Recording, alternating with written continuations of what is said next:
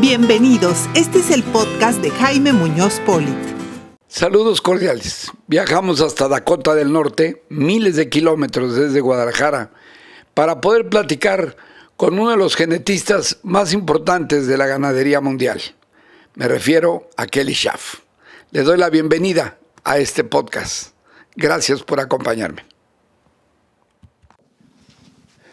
Finalmente podemos llegar aquí.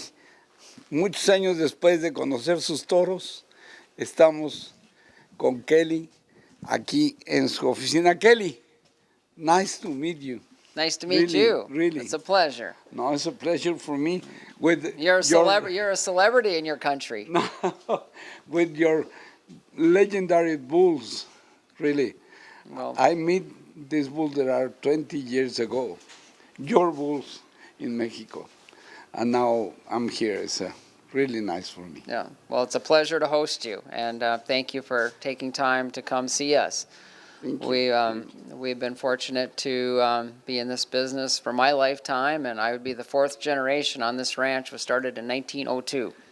In 1902, 1902. Who was your grandfather? My great-grandfather started in 1902, and I would be the fourth generation on the ranch, and we are fortunate to have children and grandchildren. So 6 generations strong, all on one ranch, and been in the registered Angus business. All the time Angus? Angus, Was the cattle? Yes, correct. The first Angus coming from where? Well, my grandfather would have got the first Angus cattle from about 3 different sources, and nearly every cow on this ranch today would go back to those original cow families that were started back in the early 1900s. This year we hosted the 121st production sale of registered Angus cattle for our family's operation. So 121 sales would be the longest running purebred cattle sale in the world for one family of any breed. So it's been a real honor to continue a tradition that started way before my time. I have a lot of questions, but the most important is how you make the cattle the productive, good animals that lives with the only grass. How you make that across the years? Well, it years of selection pressure for those traits, and very meticulous selection pressure in a highly competitive herd. So when you have a high level of herd and you're sorting the ones that cream rises to the top, and you keep daughters of those very best producers and the ones that can bring in the heavy calves and stay in flesh and rebreed and have good udders and good feet and fertility and keep their daughters. And when we use a bull, use mostly bulls from within our herd, or really research the bull that he would have to have generations of those kind of cows behind him. And that's what's built us a cow herd that has been known worldwide for consistency in not only their quality, but in their fleshing ability, udder quality, fertility, all the things that make a good cow. And that's breeding beyond numbers. You know, we're not EPD breeders. We breed for great phenotype and real world performance. The traits that really matter to cattle are a product of functional, easy fleshing, quiet natured cows with good feet and good udders, and cows that rebreed every year annually while raising a big calf and do it for 10 or 12 or 15 years and have longevity, the cows that can survive and their feet hold up and their udders hold up and their fertility, and don't make excuses for bad cows. You eliminate the undesirables from the gene pool, and much of that was done way before my time, but you're continually selecting daughters of the best. And you're always sorting cattle over generations, and each generation becomes more consistent than the last. But I hear that and sounds very simple, but it's very difficult. Each generation be better than the other one.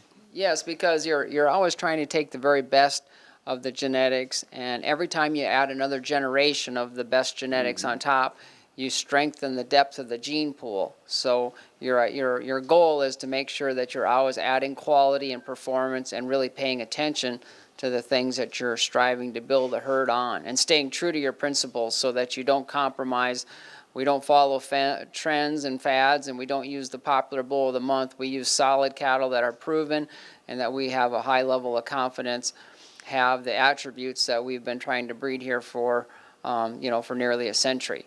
And so for us, that's important that the cattle have natural thickness and depth of body, capacity. Capacity equates to fleshing ability, cattle that can go out and take in roughage and stay in good flesh and actually thrive on forage and bring in big, heavy calves and are rebred for the next one. Today you're going to see cows, you'll see cows that are 8, 9, 10, 12 years old that have calved annually every year, some older, and bring in a big calf and they're bred back to calve. And when you do that over years of selection, you develop a gene pool that's bred for those characteristics that can, that can achieve those benchmarks that we put in place. And what makes a good cow and a cow that stays in this herd, they have to go through a lot of hoops to be of the quality that we're going to reproduce. And then we will keep daughters of those best cows and try to continually improve upon their mothers and make another generation of cattle that are hopefully more consistent than the last. And so it's been a lot of years in progress, and part of the credit, might go to me, but it was started before my time. So I've been fortunate to grow up in a business and learn, at a young age, and so that's put me in a good position to, breed cattle. And we currently have over 100 of our SAV sires in the major AI companies around the world, and it would be the most widely used brand of Angus cattle worldwide. So that's been an honor. I mean, very humbling. And that was talent on loan from God to breed cattle and try to produce cattle that will be productive and profitable for the customer base that we serve. And so we're fortunate to sell embryos and semen and to many, many countries, and our brand has done so well worldwide that it's been a blessing to be able to work with cattlemen, not just in our region or our state, but beyond the borders. And we do have a very wide presence as we get into outside of the United States, even with our genetics. Tell me something, Kelly. The people from Argentina is coming here, right? Yes. For buy genetic and send to Argentina. To Argentina. Yeah, Argentina has been a very, very strong customer base for us for many years. In fact, they usually bring a tour, at least one tour every year of about 60 cattle ranchers, individual ranches that come here and go through the summer and see all the cows in production with calves at foot and the herd sires, and they'll spend a tour here.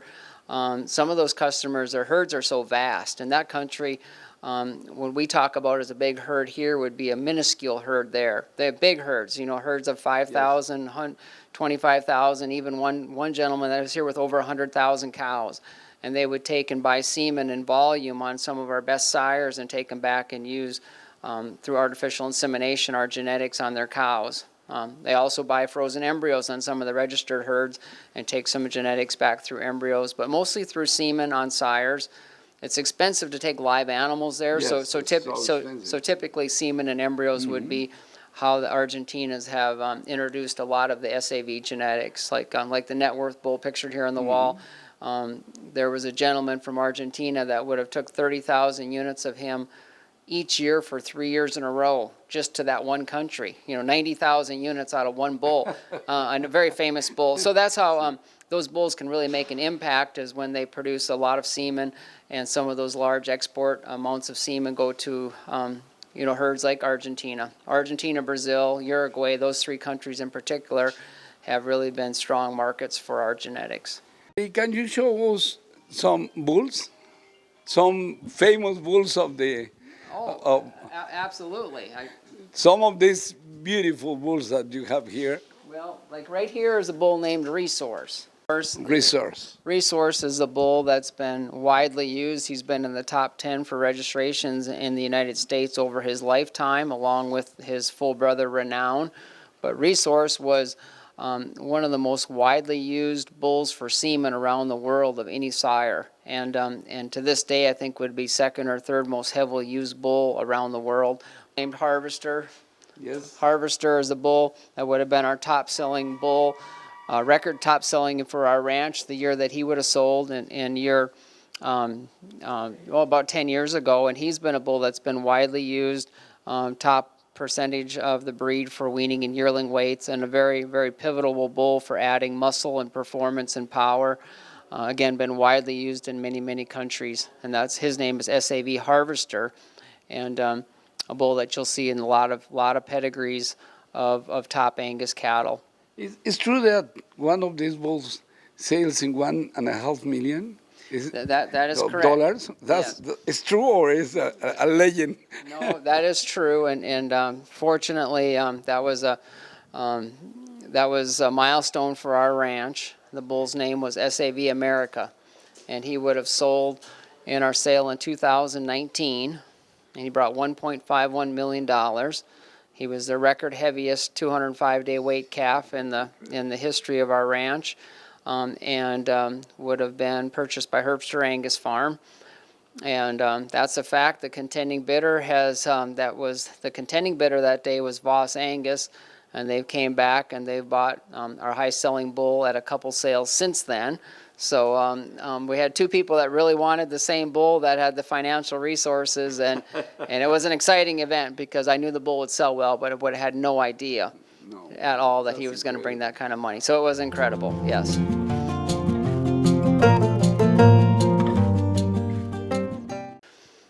To this day, is the #1 global semen sales Angus bull of all time. He sold more semen around the world in more countries than any Angus bull has in history. That's incredible. And he was the high-performing bull of his calf crop. He was born back in year 2004, so 2 decades ago, but still remains very relevant, and many of the pedigrees you'll see today would have SAV net worth represented. And he was at one time also a bull that led the breeding registrations in 4 different countries, including Argentina, Mexico, Canada, and was in one of the top bulls here in the U.S., but also, again, widely used around the world, and a very recognized bull for adding extreme muscle and thickness and power. And that's SAV net worth, and you'll see him in a lot of the backs of our pedigrees of our really good foundation production cows. Even this day and age, if you find net worth semen, it's going to cost a lot of money because he's been sold out for some time, but he's still a bull that people have very favorable comments on, and he was a bull that impacted the breed, and he's an institution in the breed, and a very important bull for our program. Kelly, now, which is in this moment for Schaff, who is the most important bull in this moment? The most important bull in this moment? Well, I would say... or you have a 2 or 3 or more families? Yes, we would probably have a couple families right now that would have, that would have maybe equal significance in the industry. Currently, and you're gonna see a bull today named SAV Magnum for a low birth weight growth leader. He was our high-selling bull 2 years ago, and he's still here at the ranch. He'll be leaving to stud shortly. He would be one of the most heavily used calving ease bulls in the whole breed, and you'll get to see him today. And on the power bull side, you're going to see several different sire groups represented, but a couple of the bulls that are going to be really important to this sale is going to be a bull called Throttle, a bull called Badger, and a Renovation is another one that's been around a long time. I think you've seen some cattle up in Canada recently that did really well by Renovation, and I could go on and on because our brand is deep, but also we always try to have several sire lineages so we can continue to sell to the same customer base. And so for that reason, we don't just follow one line. We try to have several lines so that our customers can always have an avenue to continue using our genetics with another sire line to crisscross back and forth. And so, keeping consistency but also having enough diversity that we can service the same clients for a lifetime without feeling that their cattle are getting bred too close. That's very interesting, Kelly. Thank you. Thank you very much for your time. Thank you, Kelly. I see you in maybe 2 or 3 hours when you return to your your cattle. You guys are going to tour around. We can step around the outside of here, and I'll show you where the sale ring is. I had a tour this morning, and I finished a tour group, and we have one cattle project that I'm committed to, but Bleachers are pushed in. Here's the sales ring where we have our sales each year. And In which month do you make this? the second Saturday of February. Why? It's not too cold? Well, it's a good time for most commercial ranchers to get away because it's right ahead of their calving season, and so they like to go out and purchase bulls. But also the bulls are old enough to be developed. We sell mostly yearling bulls, 12 to 14-month-old bulls at that time. And each year in February we have a production sale where we'll sell approximately 400 bulls and 200 and some females all in one day. And it's In one day? in one day. The sale starts at 10 in the morning and goes till 9 o'clock at night, nonstop selling. But we serve breakfast, dinner, and supper all day long, free food, and it's quite an event. It's the largest attended cattle sale in the world of any breed. And people from all over the U.S. and all over the world come each year. And we invite people to come. We have a large open house the day before for people to come and view cattle. All these pens are outside the sale barn are filled with 700 sale cattle that they can view. There's free food and drinks the whole time, and it's more than just a sale. It's an event for cattlemen and women. It's like a party, no? And they love it. Yes, you get to meet great people from all over the U.S. and all over the world, and people that really care about cattle and that want to make cattle better, and they know the phenotypic traits that make good cattle. So if you're really committed to wanting thick, easy fleshing, pounds heavy cattle that are high maternal and are bred to last and thrive in a roughage environment, I think you'll really like the genetics that we've bred here over. Is the most important way to receive money for the cattle, for your company? Is the most important that sale? Well, it's the biggest payday of the year. Yes, it is, and we are focused strictly on registered Angus cattle. We don't have any other outside businesses, so everything we do has to be. The cattle operation has to be real, and it has to work because it provides for my family and all of our employees. And again, we don't draw from any other businesses. It's all Angus cattle. We do farm, but only to raise feed for the livestock. So we don't have any cash crops. So everything is cattle, but specifically registered Angus cattle. So we try to. It needs to be successful. If we're going to keep the wolves from the door, it has to generate the income to keep our family and the operation going. So, but we've been blessed by God and have been very fortunate with a lot of success with our genetics, and we give him the credit for that. It's been an honor to work with good people and good cattlemen for my lifetime, and in many cases multi-generational families that have bought cattle here. So we know if we have a good product and we stand behind them with a good guarantee, people become very loyal to our brand, and they're excited to come back and reinvest in SAV cattle if they know the product works. And usually once they try the SAV genetics, they become very loyal to our brand. And so that's our reputation is what's made our business, and we really strive hard to make sure that anyone that has an experience with SAV, and that's our brand, Schaff Angus Valley, that it's a positive experience and that they have success and profitability with our cattle. That's our goal. That means more to me than the money. Is about our genetics doing well for other people, and that's what builds our brand, and that's what's continued to build our brand beyond what my wildest dreams would have ever thought possible. And so that's a short synopsis, but we eat, breathe, and sleep Angus cattle, and I don't have any hobbies. I don't hunt or fish or golf or have a boat or a camper. Only the Angus. Only Angus cows. So I'm an addict, and my wife reminds me of that often, because if I'm not with the cows, I'm dreaming about cows. But that's where my passion is, and when you're passionate about something and you really love what you do, that's how you become good at what you do. And again, so we're fortunate to work with really, really high quality cattle that have treated us well and that have worked well, in all over the U.S. and all over the industry. So, and that's incredible, Kelly, because we hear about you, we hear about the cattle, the Schaff cattle, and you see in all the places in Mexico and in other countries, and we don't know who is in the other side, and you are in the other side here in this place, in this part of United States, here in the north of United States, really in the north. Yep. Why you have so good food for the animals? Because your animals lives of the grass, of that grass, right? Yep. What kind of grass is, and We why so effective? Why so nice, we so have good?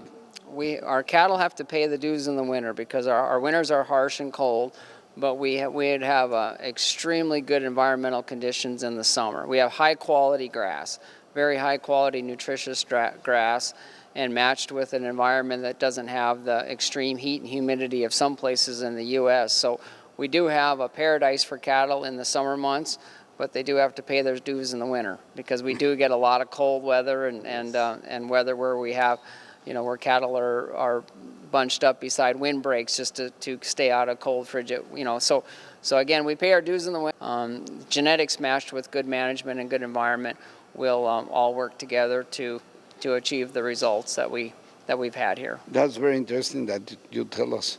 The genetics is really basic for that, right?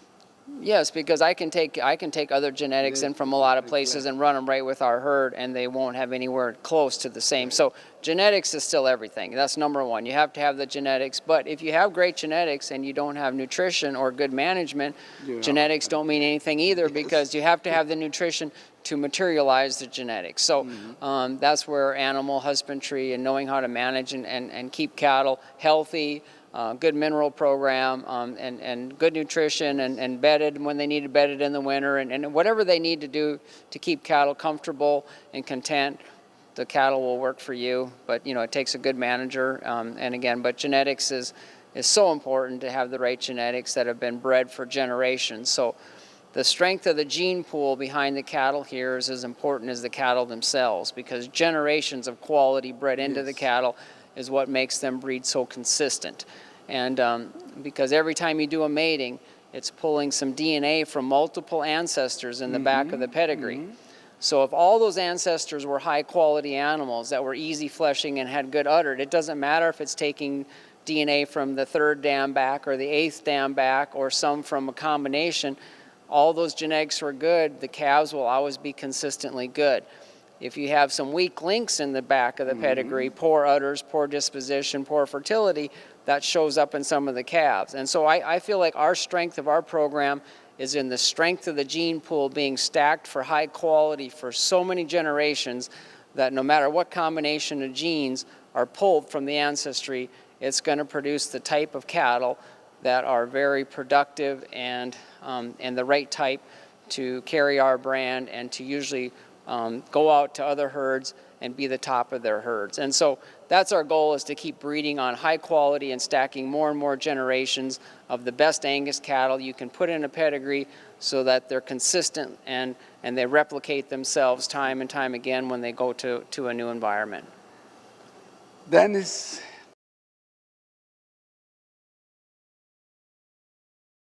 it's a family work. Yes, it's a passion time, right?